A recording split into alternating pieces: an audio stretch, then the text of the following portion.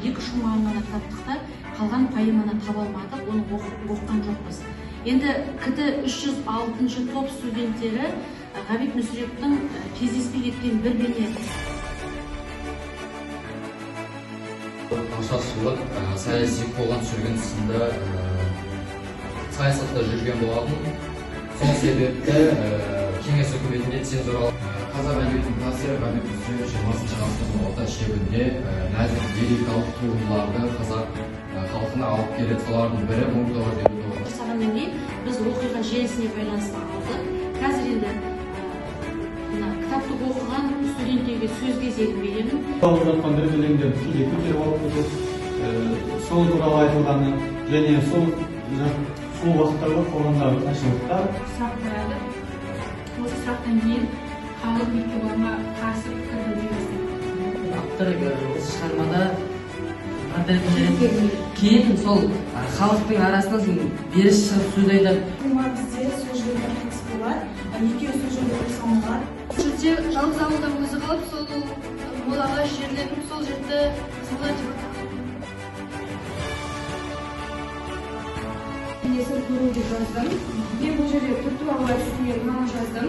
Іргелес тігілген үлкен үйдің киіз есігі ашылып, қара мақпал теңсіз шыққан жатқан кезде қоян жаққа тұрады ғой орында. Қай жаққа бара жатсын орнатады. Қоян жақтың өзінің бәрі білетін бір ауылға аян мысалы қамшысы бар. Жол келе жатады. Бір кезде қайсылап мен қалаға жолды білемін деп осы жолмен жүре берсек қалаға жетіп қаламыз дейді. Бірақ кейіннен қайсыр адасып алып кетуге келді.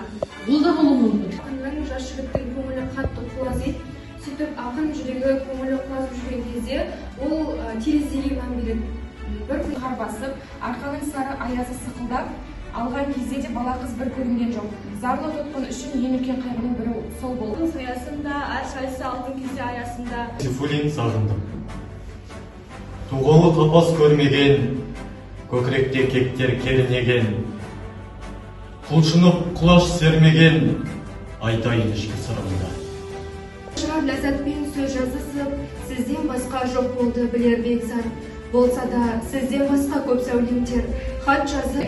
Одан кейін ұял-ұял, бірақ сонда екі ғашығымыздың ішіне кіреді. Сөйлей алмай бәрі бір неде жұмыс жасағаны туралы сол шығармада айтылады. Ол менің ойым балдар, ол қайсар шынымен сол жерде Ғабит Мүсіреповтің прототипі ма, бірақ маған солай көрінді өзім, білмеймін не екенін. Бірінші Қызмыл ауылына келеді. Жалпы Қызмыл ауылына келуінің менің себебім еді. Жалпы ол уақытта бізде кедейлер бейнесінің бұзылып кеткенін басқа нені көреді. Ақын сол бейнені бұзбай, бүлдірмей өмір бойы жүрегінде сақтап алып кетті. Ол соңғы Ахриман демінде Ахриман бетін көрмей, сондықтан ол ең алғашқы киіз үйге кіріп келген әсем, әдемі Ахриман бейнесін өз жүрегінде сақтап қалып, содан кейін ол Ахриманмен бетпе Тәтті сөзім, қара көзім, білгейсің келгенімді жалғыз өзім. Тәтті сөзім, қара көзім, бесік майда жаяулатып, ырғалтып шырқап толғап баяулатып.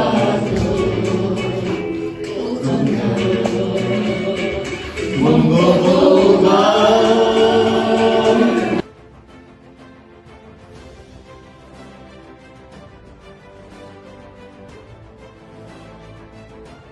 Ғабит Мүсіреповтің шығармасын аша білдік деп ойлаймын. Басты кейіпкер Еркебұлан, мана біз айттық, бұл Сәкен Сейфуллиннің прототипі деді.